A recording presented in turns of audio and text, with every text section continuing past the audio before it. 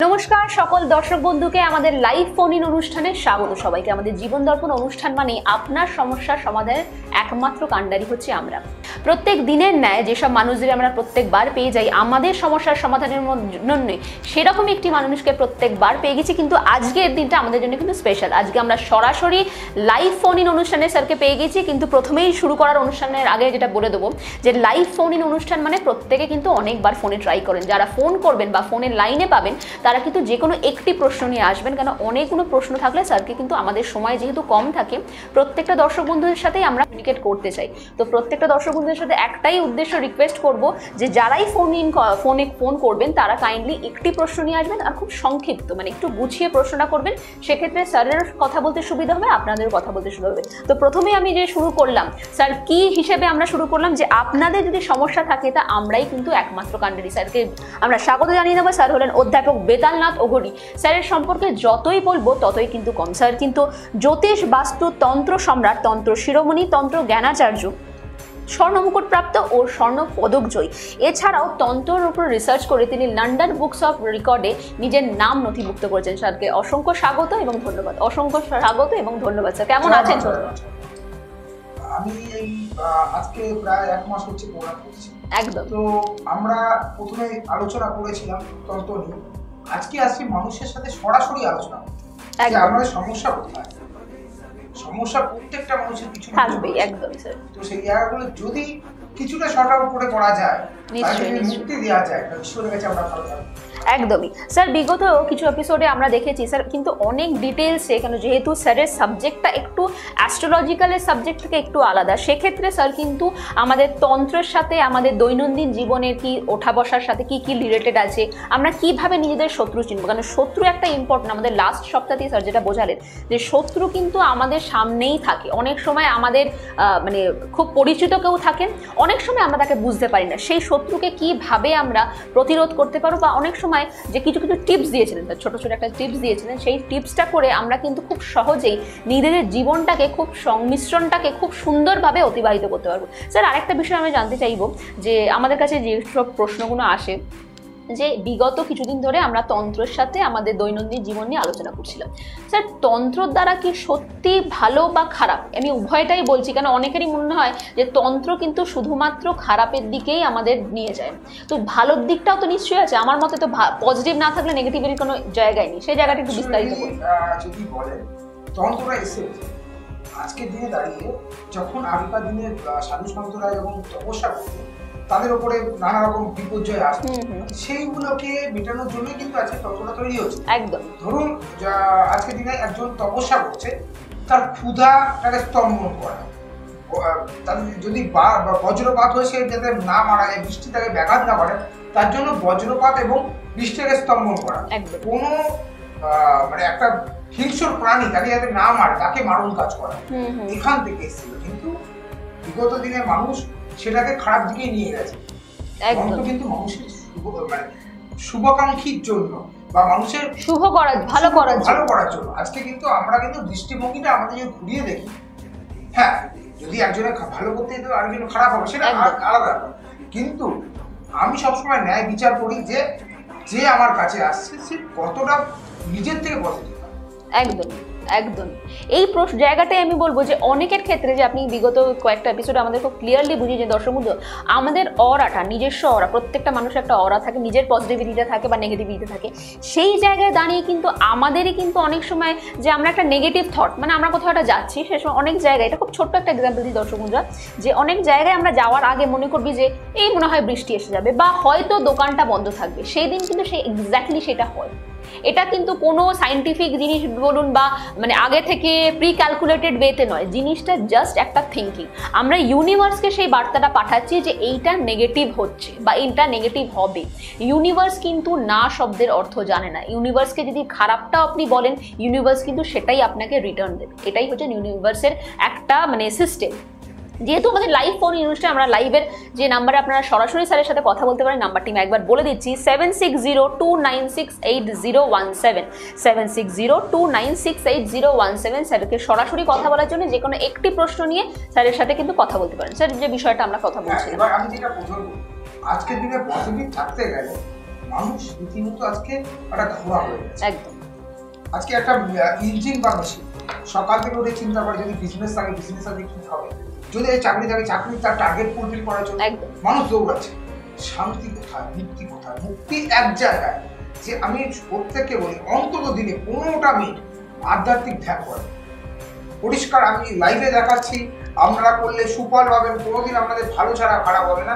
বসবেন, আপনারা একটা লিঙ্ক বলেছি, আর ইউটিউবে গিয়ে দেখবেন যে আপনাদের মেডিটেশন লিঙ্ক থাকে, ঠিক আছে, পিস মেডিটেশন বলে, দেখুন অনেকগুলো লিঙ্ক থাকে, যেটা আপনার ভালো লাগবে সেটাকে আপনি নেবেন, নিয়ে বসবেন, সরাসরি বসবেন এইভাবে, মানে যেভাবে আপনাদের ধ্যানে বসে জোরে নিঃশ্বাসটা নেবে, যাতে মনে হয় নাভি থেকে একবারে মাথা অব্দি আসছে।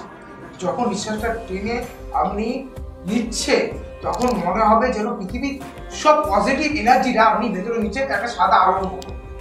এইবার যখন ছাড়বে খুব আস্তে, মানে 3:1 রেশিওতে, মানে আস্তে আস্তে ছাড়বে, যেন আপনার শরীর থেকে যত কালো ধোঁয়া আছে সেটা যাতে বেরিয়ে যায়, নেগেটিভ এনার্জিটা যাতে বেরিয়ে যায়।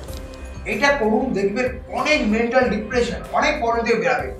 অর্ডারটাকে ক্লিন রাখতে হবে, অর্ডার ক্লিন না করলে কোনো তন্ত্র, কোনো ক্রিয়া, কোনো কাজ করবে না।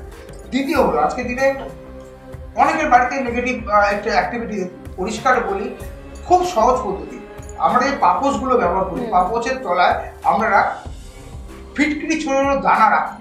আচ্ছা, বাথরুমে ফিটকিরি রাখুন, আর ঘর যখন মুছবেন সন্দক, লবণ আর কর্পূর দিয়ে মুছবেন।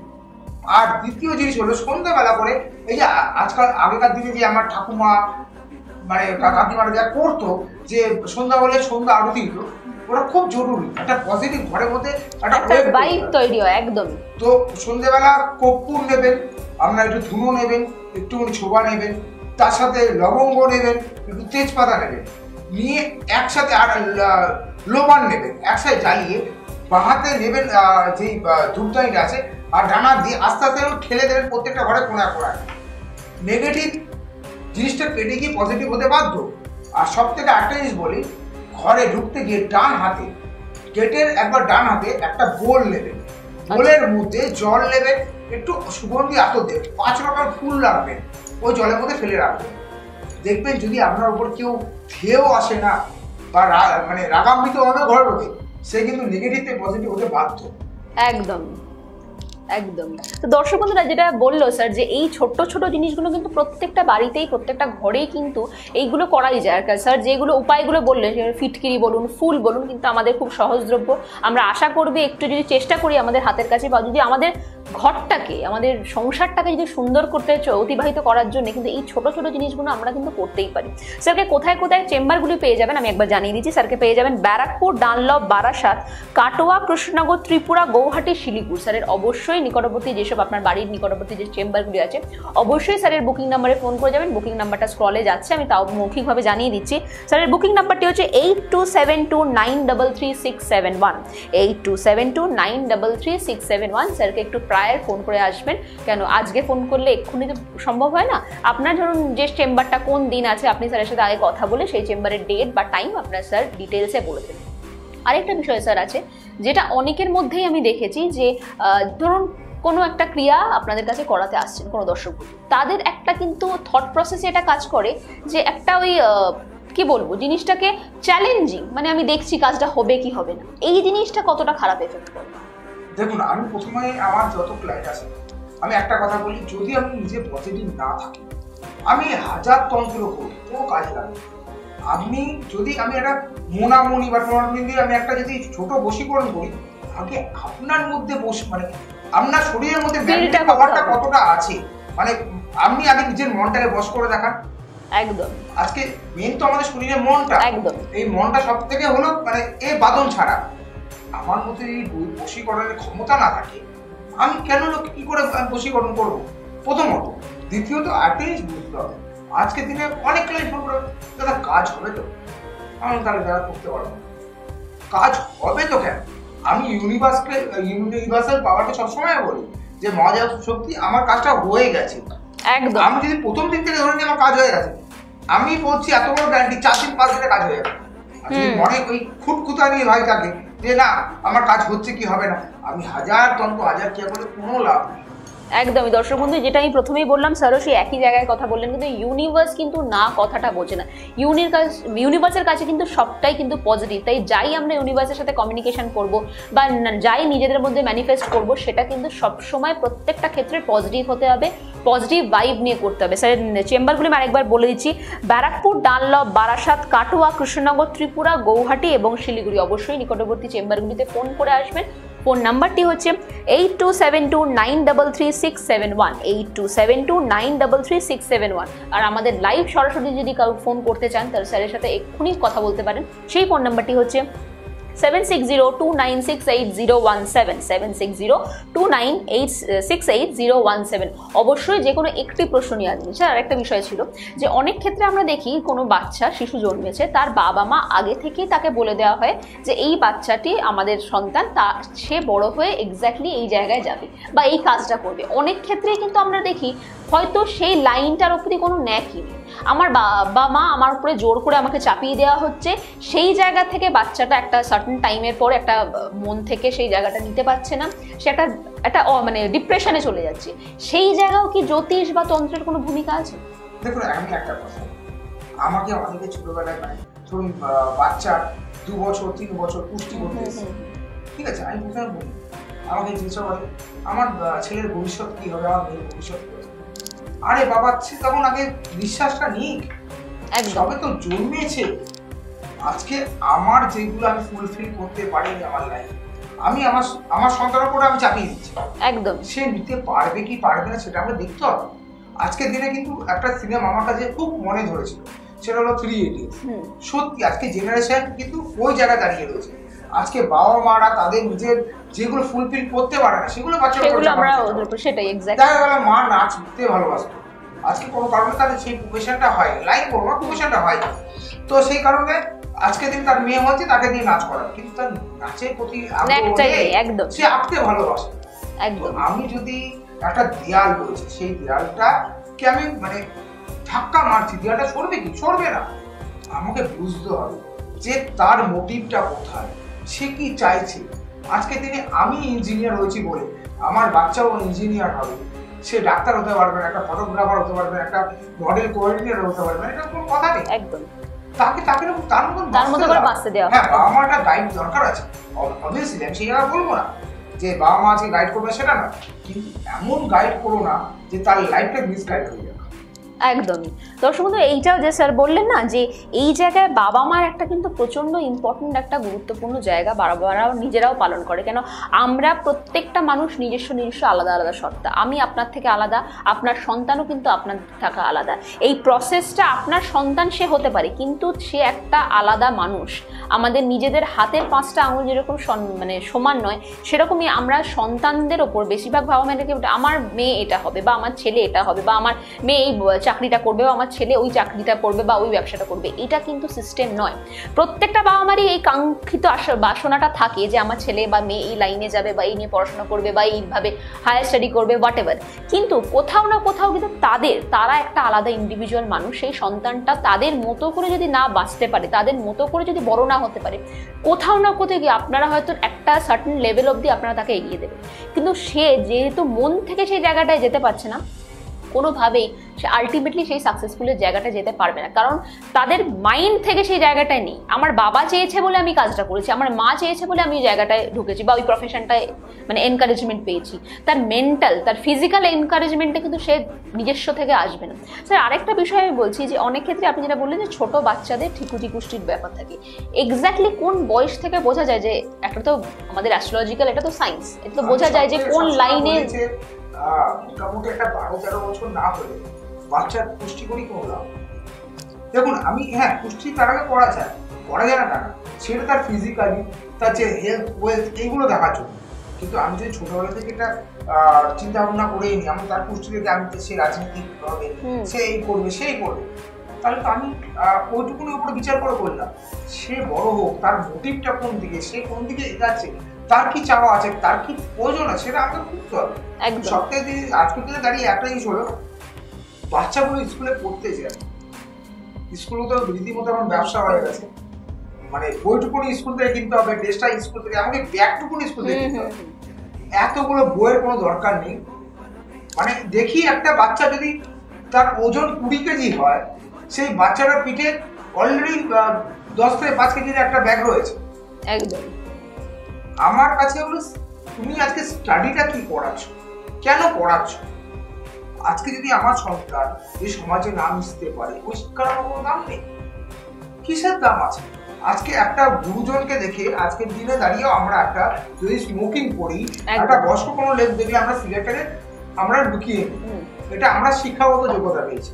আর আজকের এই জেনারেশন এমন একটা জায়গা তৈরি হয়েছে, ওই পুঁথিগত একটা শিক্ষা এমন জায়গা দাঁড়িয়েছে। একটু লাইনে থাকুন, যে পুঁথিগত লাইন মানে এমন একটা জায়গা একটু লাইনে থাকুন দিদি, একটু লাইনে থাকুন। হ্যাঁ স্যার বলুন। হ্যাঁ, তো সেই জায়গা থেকে দাঁড়িয়ে কি হয়েছে যে আজকের দিনে বাচ্চাগুলোকে মিসগাইড করে করে বইয়ের মধ্যে রেখে আজকে বড়কে ছোট উচিত জ্ঞান করে না। আমি আজকে যে দাঁড়িয়ে দেখি একটা কাউন্টার থেকে সে অ্যালকোহল কিনতে যাচ্ছে, বাচ্চা ছেলে পাশে দাঁড়িয়ে রয়েছে। একদম স্যার, আমাদের প্রথম কলারকে পেয়ে গেছেন, স্বাগত, নমস্কার, কে আছেন? জয় মা, জয় মা, বলো। নমস্কার স্যার।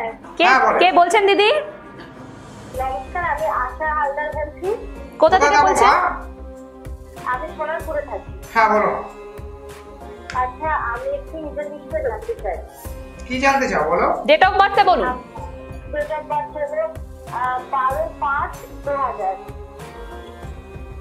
আচ্ছা, কত? 12/5/2000। 2000 মানে এখন তোমার 24 চলছে। হ্যাঁ। তোমার সমস্যা বলো মা। আমি তো বিবাহিত জীবন নিয়ে জানতে চাই।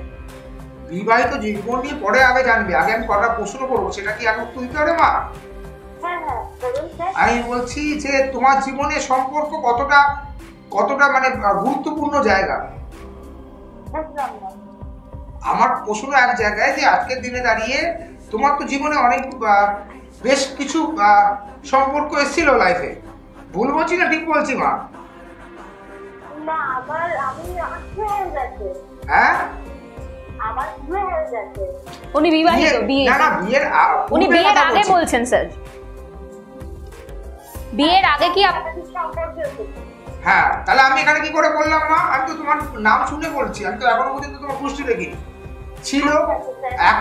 এখন বর্তমানে তোমার যে বিবাহিত জীবন, সেই জায়গাও কিন্তু তোমার স্যাটিসফ্যাকশনের জায়গাটা খুব কম। ভুল বলছি না ঠিক বলছি মা? তোমার বিয়ের পর থেকে আজকে যে এখন মানে বর্তমান যে রিলেশন, সেই রিলেশনে কিন্তু অনেকটা দূরত্ব তৈরি হয়ে গেছে। তুমি যদি তোমার স্বামীকে ভালোটা বোঝানোর চেষ্টা করো, সে কিন্তু উল্টো দাঁড়াবে। ভুল বলছি না ঠিক বলছি মা? দেখো মা, আমি একটা কথা বলি, আজকের দিনে সম্পর্কটা এতটা একটা জটিল জায়গা না, যে সম্পর্কটার এক একটা যে ঠিক একটা সুতো যেমন প্রত্যেকটা ঘাটে ঘাটে তৈরি হয়, সেই বাঁধনে যেন এখনো পর্যন্ত কোনো একটা জায়গায় রয়েছে যে তোমাদের এগেনস্টে ক্রিয়া হচ্ছে। কথাটা বোঝাতে গেছি? তোমার স্বামী যদি তোমার সাথে সুখে সংসার করতেও চায়, তাকে করতে দেবে না। তোমার শ্বশুর বাড়ি পরিবার কেমন?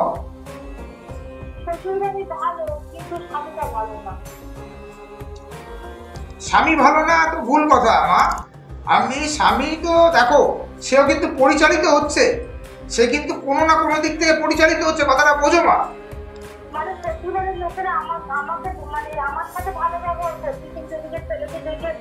আচ্ছা, এর আগের দিনে প্রোগ্রামটা দেখেছো? আমি তখন বলেছিলাম মুখোশের আড়ালে মানুষ থাকে।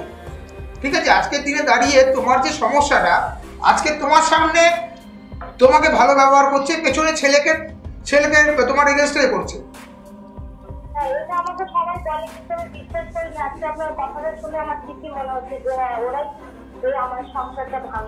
দেখো মা, আমি একটা কথা বলি, আজকের দিনে তোমার কিন্তু আমি তোমাকে না দেখেছি না তোমার পুষ্টি বিচার করেছি। আমার এখানে দাঁড়িয়ে আমার কর্ণ বিশ্বাসী নিয়ে আমাকে যা বলছে আমি তাই বলছি, পরিষ্কার কথা। দেখো মা, আজকের দিনে সংসার যদি বাঁচাতে চাও, ঠিক আছে, তুমি একটা কাজ করবে, পরে আমার নাম্বার নিয়ে আমার মন্দিরে আসো।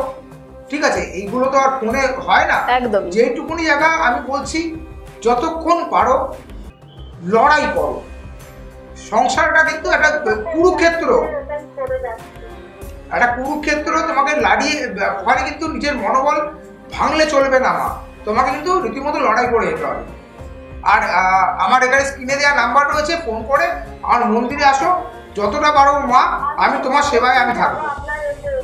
আপনার কাছে আমি অবশ্যই যাবো, এই সমাধান আপনাকে করে দিতে হবে, যে না হলে আমার সংসারটা বেঁচে যাবে। ঠিক আছে মা, তুমি দু একদিনের মধ্যে যোগাযোগ করো। একদমই স্যারকে কারণ ফোন অমাবস্যা করে রয়েছে, নেবেন। 4 তারিখে অমাবস্যা রয়েছে। আমি চেষ্টা করবো অমাবস্যাতে তোমার। বলে দেবেন স্যার, একটু বলে দেবেন কি মা বলো? ভাই কবে আপনাকে পাবো একটু বলে দেবেন আমাকে? হ্যাঁ আমি বলে দিচ্ছি, স্ক্রিনে যাচ্ছে, আমি মৌখিকভাবে আপনাকে জানিয়ে দিচ্ছি, ঠিক আছে? আচ্ছা ম্যাম। ভালো থাকবেন। স্যার কিন্তু খুব সুন্দর করে শুধু নামের ভিত্তিতে, স্যার কিন্তু কিছু দেখলেন না, কিছু জানলেন না, শুধু নামের ভিত্তিতে যে যে প্রশ্নগুলি উনি করলেন সেগুলোকে যে প্রতি উত্তর স্যার কিন্তু দিলেন, সে বলে দিলেন যে আগামী মানে তার গত জীবনে বা তার বিয়ে করার আগে তার একাধিক সম্পর্ক ছিল, তিনি কিন্তু সম্মতি করলেন। এটাই কিন্তু স্যার প্রত্যেকবার বলেন যে স্যারের কাছে বিশ্বাস করে কিন্তু কাজ করাতে হবে, নিজের বিশ্বাসটা নিজেকে রেখে। হবে কি হবে না ওই জাজমেন্টাল মেন্টালিটি নিয়ে কিন্তু আসবেন না। স্যার প্রথম দিনও বলেছেন, আজও একই কথা বলেন, যদি আপনার বিশ্বাস হয় যে স্যার আপনার কাজ করে দিতে পারবে, আপনার সমস্যার সমাধান করে দিতে পারবে, তাহলে অবশ্যই স্যারের নিকটবর্তী যেসব আপনার বাড়ির নিকটবর্তী চেম্বারগুলো আছে সেগুলোতে যাবেন। নিকটবর্তী চেম্বারগুলো আপনি বলে দিচ্ছি: ব্যারাকপুর, ডানলপ, বারাসাত, কাটোয়া, কৃষ্ণনগর, ত্রিপুরা, গৌহাটি এবং শিলিগুড়ি। অবশ্যই ফোন নাম্বারে একটু প্রায়ার বুকিং করে আসবেন। ফোন নাম্বারটি হলো 8272933671, 8272933671। স্যারেরকে নিকটবর্তী ফোন করে একদম একটু যদি কষ্ট করে নিজেদের জীবনটাকে আরো সুন্দর করে অতিবাহিত করার জন্য একটু কষ্ট আমরা করতেই পারি স্যার, যে বিষয়ে আমরা ছিলাম না। উনি আমাকে যেটা বললো, প্রথমে ওনাকে বললাম যে উনি বিবাহিত না বিবাহিত সেটা পরে প্রশ্ন। আমাকে যে এটা উনি বললো, আমি দেখতে পাচ্ছি যে উনি কিন্তু অনেকগুলো সম্পর্ক ছিল। আমি ওই জন্য ওনাকে বললাম যে আপনার রিলেশনের জায়গাটা একদম। উনি কিন্তু প্রথমে জিনিসটা ঘাবড়ে গেছে, পরে স্বীকার করতে বাধ্য হয়েছে। আমি যা দেখতে পাই আমার তো মিথ্যে কথা বললাম নেই। আজকের দিনে কিন্তু ওনার জীবনে হয়তো পুষ্টিটা বিচার করে দেখা গেল ওনার মাঙ্গলিক যোগ থাকতে হবে। আচ্ছা, কারণ মাঙ্গলিক যোগ থাকলে রিলেশনশিপ কখনো টিকে না, প্রথমত। আর দ্বিতীয় কথা হলো, আজকের দিনে ওনার সব থেকে পীড়িত হলো শ্বশুর বাড়ির লোক রীতিমতো ওনার সাথে ওনার স্বামীকে বলছেন আমার স্বামী ভালো নয়। একদম। দেখুন একটা কথা বলি, আমি মানে লাইভে রয়েছি, আমি কথাগুলো যেগুলো বলছি একটু মন দিয়ে শুনবেন। মানুষ দুটো জিনিস নিয়ে জন্মায়, একটা হলো ক্যারেক্টার, একটা হলো রোল। কোনোদিন চরিত্র কোনোদিন বদলায় না, কিন্তু ভূমিকা প্যারানর্মাল অ্যাক্টিভিটি বা তন্ত্রের মাধ্যমে চেঞ্জ করা যায়। তো এই ভূমিকাটা বা রোলটাকে চেঞ্জ করা হয়েছে। তো যাই হোক, আজকের দিনে একটাই কথা। একদমই দর্শক বন্ধু, স্যার কিন্তু আমাদের 25 মিনিটের প্রোগ্রাম যেটা হয় সেটাতে কিন্তু বিস্তারিতভাবে এত আলোচনা করা সম্ভব নয়। তাই জন্যই প্রত্যেকবার আমি যেটা বলে থাকি যে আপনি যদি সমস্যায় থাকেন, অনেক দর্শক বন্ধুই আছে আমাদের প্রোগ্রামের পরে আমাদের অফলাইনে ফোন করে জিজ্ঞেস করেন, অনেক বন্ধু আছে তারা মানে ইন ফ্রন্ট অফ দ্য ক্যামেরায় কথা বলতে পারেন না, বা কোথাও না কোথাও হয়তো ওনারা মনে করেন যে যেহেতু এটা অনলাইন পুরো সবাই দেখতে পাচ্ছেন, অল ওভার ওয়েস্ট বেঙ্গল দেখতে পাচ্ছে, সেক্ষেত্রে তারা মনে করেন যদি আমার পরিচিত কেউ কথা শুনতে পায় বা আমাদের বুঝতে পারে, সেক্ষেত্রে একটা নিজেদের একটা কোথাও না কোথাও তাদের একটা গ্লানি ভোগ করে। সেই মানুষদের আমি বলবো, আপনারা লাইভ ফোনে যদি ফোন করতে আপনাদের অসুবিধা থাকে, যে নিকটবর্তী চেম্বারগুলি আছে স্যারের সাথে একবার বিশ্বাস করে আপনারা কথা বলে বা গিয়ে দেখুন, আমার মনে হয় আপনারা খুব ভালো থাকবেন, সুস্থ থাকবেন। আর আজকে যেহেতু আমাদের লাইভ ফোন ইন অনুষ্ঠান এখানেই আমাদের শেষ করতে হচ্ছে, আমাদের হাতের সময় খুবই কম থাকে। আগামী সপ্তাহে আবার আমরা লাইভ ফোন ইন অনুষ্ঠানে পেয়ে যাব। স্যারকে অসংখ্য ধন্যবাদ, আপনারাও ভালো থাকবেন। নমস্কার। হরি ওম তৎসৎ।